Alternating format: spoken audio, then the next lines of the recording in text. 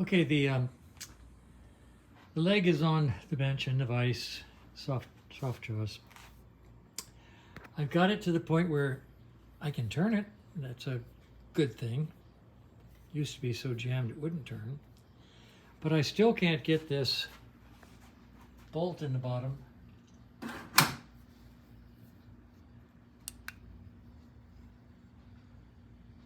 come out.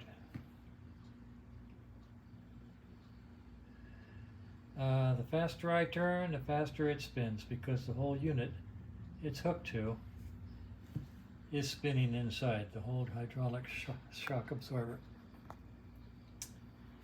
And I've tried with the, I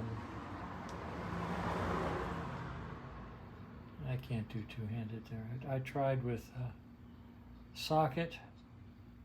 I tried pulling the leg out as far as I could to lock it in place, try to jam it inside.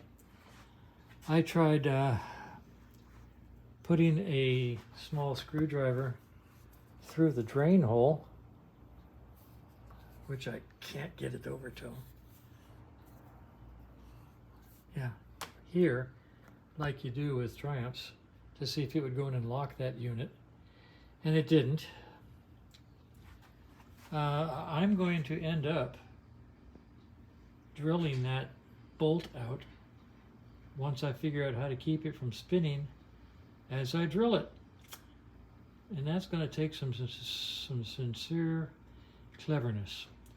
If anybody has ever run into this situation, feel free to comment to me or email me or direct mail me. I don't know how to do a direct message, frankly, but anyway, that's where we are. I'm trying to get this thing out so I can get all this stuff out of here so I can free it up so it can go back to being a honest-to-goodness suspension unit. And that's where we are.